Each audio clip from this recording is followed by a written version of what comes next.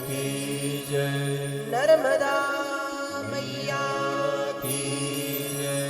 तीर्थराज प्रयाग की जय।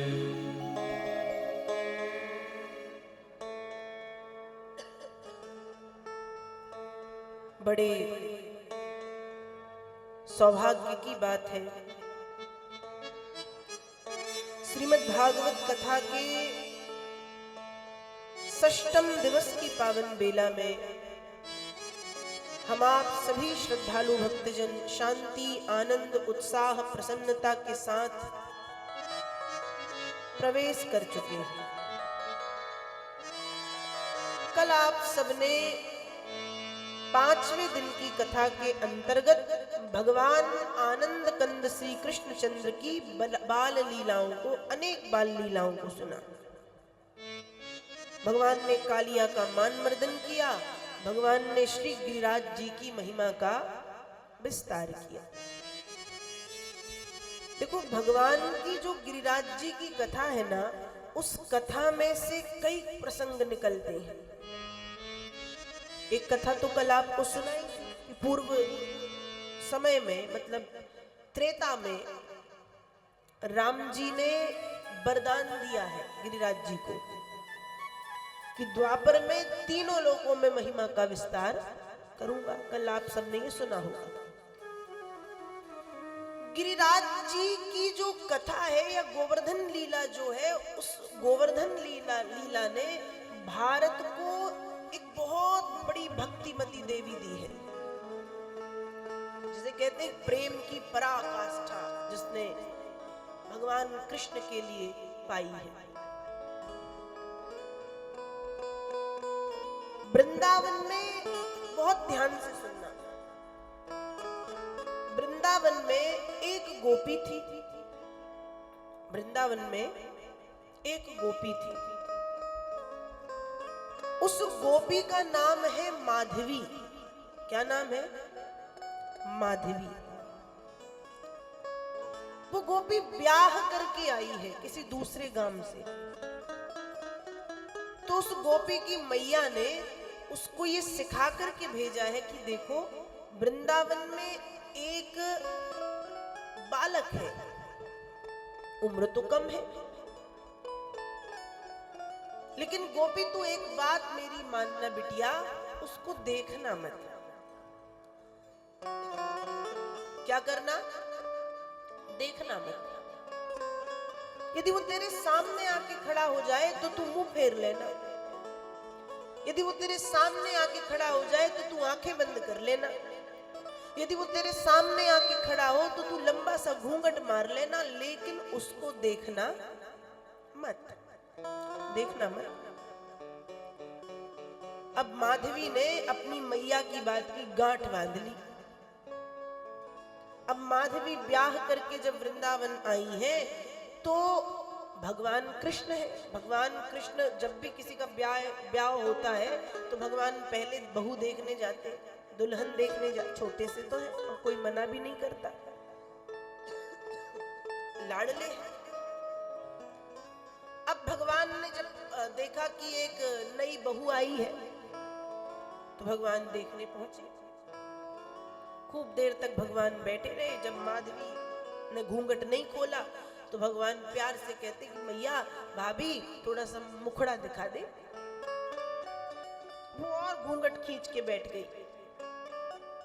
कई बार बोला, जब नहीं दिखाया तो भगवान ने कहा शायद आज मन नहीं है, चलो मैं फिर कभी आता हूं। 2, 4, 5 दिन, 10 दिन बीते। धीरे धीरे वो माधवी घर गृहस्थी के काम करने लगी। एक दिन पानी लेने के लिए गई थी, बीच में भगवान मिल गए। अब लंबा घूंघट लिए हैं, भगवान कह रहे मुंह दिखाओ, और उसने मुंह फेर लिया। मुखड़ा दिखाओ, वो मुंह फेर के खड़ी।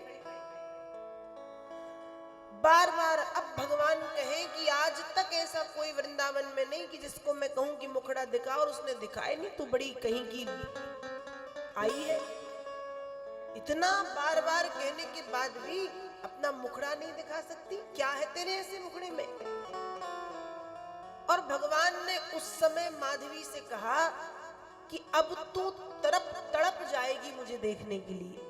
अब तू मुझे देखने के लिए तड़प जाएगी, देख नहीं पाएगी। और ऐसा कहकर के भगवान वहां से चले गए। अब भगवान ने जब गिरिराज जी उठाए, जब भगवान ने गिरिराज जी उठाए तो सब उस गिरिराज जी पर्वत के नीचे खड़े माधवी भी है, सभी है। और उस समय माधवी को यह पता चला है कि गिरिराज जी जिन्होंने उठाए हैं वो ही है कृष्ण। कौन है? जो जिनसे मेरी मैया ने मुझे दूर रहने कहा था कि दूर रहना, देखना मत, ये कृष्ण है। तो माधवी का घूंघट वैसे ही लंबा है, लेकिन हवा इतनी तेज चली कि घूंघट उड़ गया। और जब घूंघट उड़ गया तो अचानक माधवी की दृष्टि भगवान कृष्ण पर पड़ी। और जब माधवी ने भगवान कृष्ण को देखा, मुश्किल से 1 मिनट भी देख नहीं पाई कि उसकी आंखों में आंसू आ गए। बार बार आंखें पोंछे और देखने की कोशिश करे तो भगवान धुंधले धुंधले दिखाए।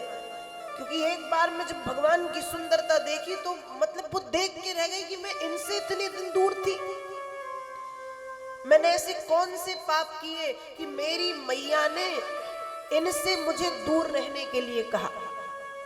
अब बार बार आंखें पोंछे, बार बार आंखें साफ करे, कपड़ा से साफ करे, हाथ से साफ करे कि अब दिखेंगे, अब दिखेंगे, अब दिखेंगे। लेकिन भगवान नहीं दिख रहे, क्योंकि भगवान ने कहा तड़प जाओगी, तड़प जाओगी।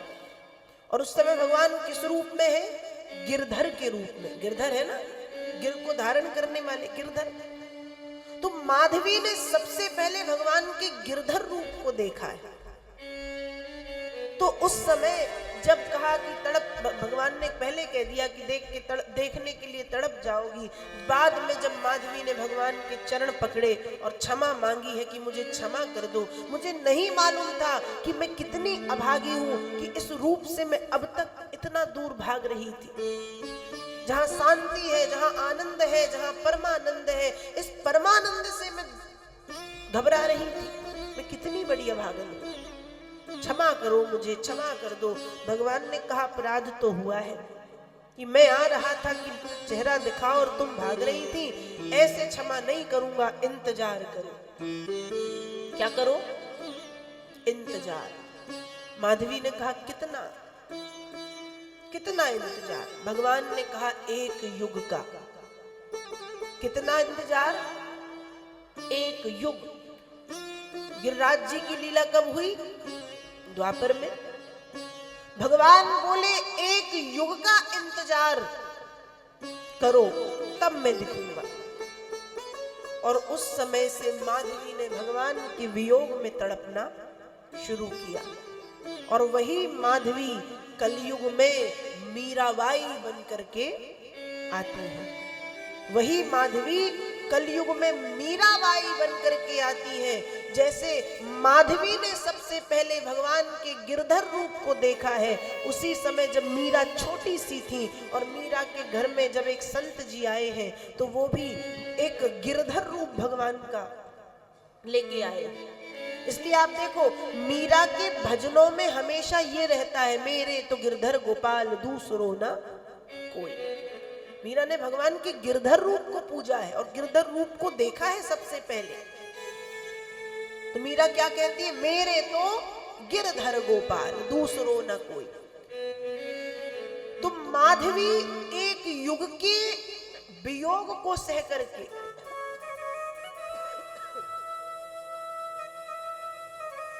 मीरा बन के पधारी है। कौन बनी है? मीरा। माधवी हुई मीरा। अब माधवी जब मीरा बनकर के पधारी है तो यहाँ 1 युग का इंतजार, और कलयुग में भी अंत में भगवान ने मीरा को अपने आप में समाहित किया है। मतलब मीराबाई की भक्ति इतनी अधिक थी, इतनी अधिक थी, इतनी अधिक थी कि लोग कहते थे, आप सबने सुना है, लोग कहे मीरा भई बावरी, सास कहे कुल नासी रे, पग घुंघरू बांध मीरा नाची। मेरे तो गिरधर गोपाल दूसरो न कोई, जाके सर मोर मुकुट मेरो पति सोई। मेरे तो गिरधर गोपाल दूसरो न कोई, मेरे तो गिरधर गोपाल दूसरो न कोई। तो एक युग का इंतजार मीरा को करना पड़ा, और एक युग का इंतजार तो ठीक है, मीरा ने खूब भक्ति की, खूब भक्ति की, खूब भक्ति की, खूब भक्ति की, और अंत में जब मीरा के जीवन का अंतिम समय आया तो कहते हैं कि सशरीर मीरा द्वारिकाधीश में समा गई। किस में समाई है? द्वारिकाधीश में।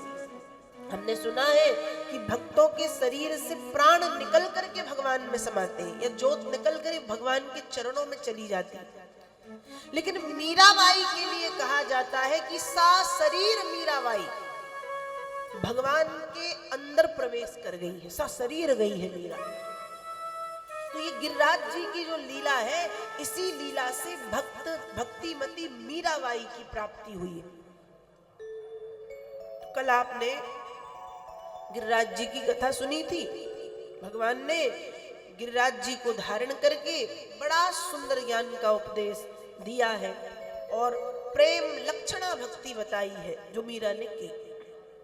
तो कल आपने गोवर्धन धारण करने की कथा सुनी, कालिया का मान मर्दन भगवान ने किया है, वो कथा कल आप सबने सुनी थी।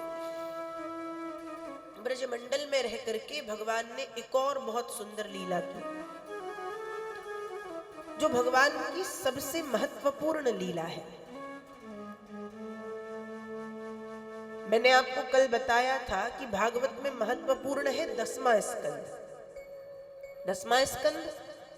लेकिन 10वें स्कंद में भी यदि देखें कि महत्वपूर्ण क्या, तो 10वें स्कंद में 10वें स्कंद के 5 अध्याय हैं। कितने अध्याय हैं? 5। 29 से लेकर के 33, 29, 30, 31, 32, 33, 5। ये जो 5 अध्याय है, ये 5 अध्याय 10वें स्कंद के भी प्राण है। भागवत के प्राण 10वां स्कंद, और 10वें स्कंद के प्राण ये 5 अध्याय, ये 5। अब इन 5 अध्यायों में ऐसा क्या है, तो इन 5 अध्यायों को रास पंचा अध्यायी कहते हैं। क्या कहते हैं? रास पंचा अध्यायी। भगवान ने रास लीला की, और वेद व्यास जी भागवत में लिख रहे हैं कि शरद ऋतु की बेला में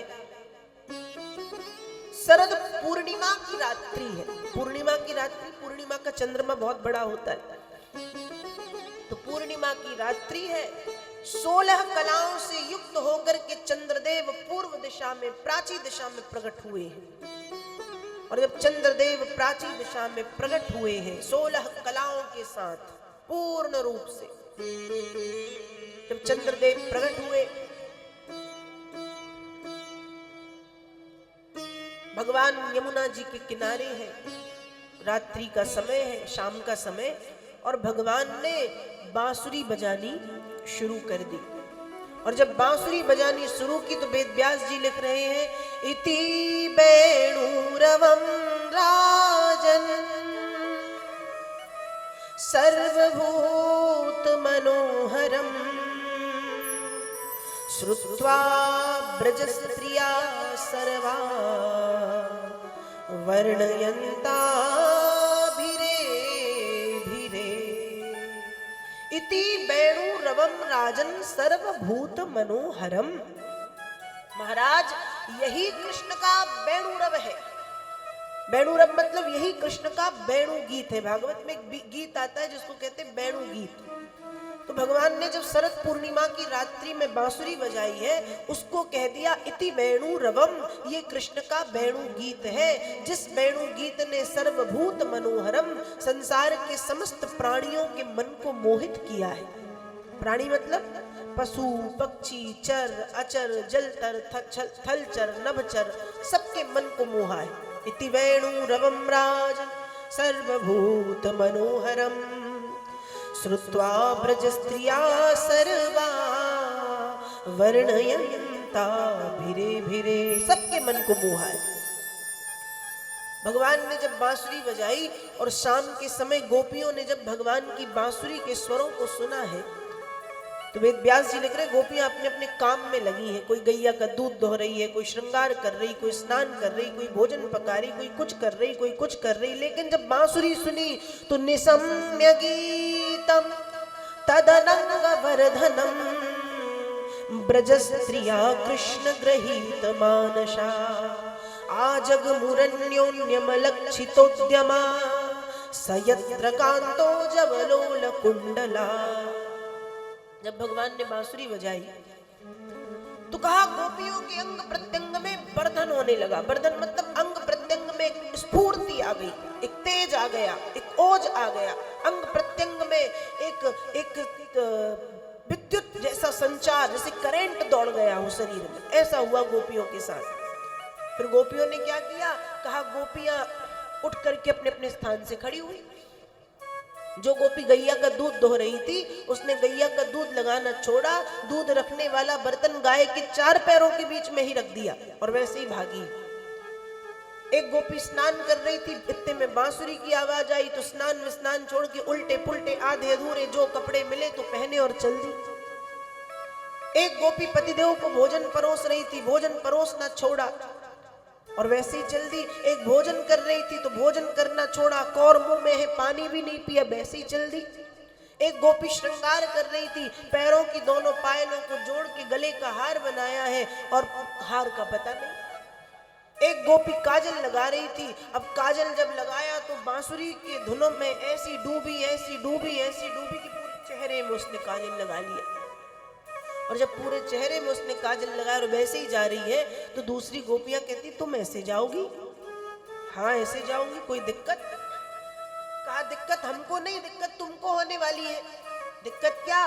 कहा हमने ये सुना है, हम सब जानते कि जब एक प्रेयसी अपने प्रियतम से मिलने के लिए जाती है तो वो और सुंदर बन के जाती, तुम ऐसे जाएगी काली कलूटी बन के?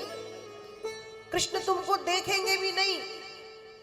गोपी कहती है तुम सब देखना, कृष्ण तुम सबसे ज्यादा मुझको देखेंगे। अच्छा तुझ में ऐसा क्या है जो तुझको देखेंगे? हमारे 16 श्रृंगार को छोड़ के तेरे काले कलूटे रूप को देखेंगे? हाँ कृष्ण मुझे देखेंगे। क्यों? देखने के 2 कारण। देखने का पहला कारण है कि कृष्ण तन की नहीं, कृष्ण मन की सुंदरता को देखते हैं। कृष्ण क्या देखते हैं? मन की सुंदरता। कृष्ण तन की सुंदरता नहीं देखते। उनको चेहरा कैसा है, रूप कैसा है, रंग कैसा, आंख नाक मुंह कैसा है वो समझ में नहीं आता। मन कैसा है उनको वो समझ में आता है। कहते ना मन चंगा तो कठौती में गंगा। आपका मन पावन है तो गंगा जी हाथ में है, और मन में मैल है तो 100 बार नहा लो, असर नहीं होना है। तो मन चंगा तो कठौती में गंगा। भगवान के साथ वही काम करता है, मन अच्छा होना चाहिए। तो गोपी कहती कृष्ण तन की नहीं, कृष्ण मन की सुंदरता को देखते हैं, इसलिए मैं ऐसे ही जाऊंगी। और मुझे देखने का दूसरा कारण कि मैं भी काली और मेरे कृष्ण भी काले। गोरे गोरे तो इतने सारे हैं, काले होंगे सिर्फ 2, मैं और मेरे कृष्ण, तो अपने रंग वाली को ज्यादा देखेंगे, तुमको नहीं देखेंगे। ऐसा कह के गोपी ऐसे ही चेहरे में काजल वाजल लगा के चलती तो सारी गोपियां धैर्य मर्यादा संकोच सबका त्याग करती दौड़ती भागती हुई भगवान से मिलने के लिए चली जा रही हैं, चली जा रही हैं, चली जा रही हैं, चली जा रही हैं, चली जा रही हैं। कुछ गोपियां घर से निकली लेकिन बाहर किसी के पति ने हाथ पकड़ लिया, किसी के माता पिता ने रोक लिया, किसी के भैया ने रोक लिया।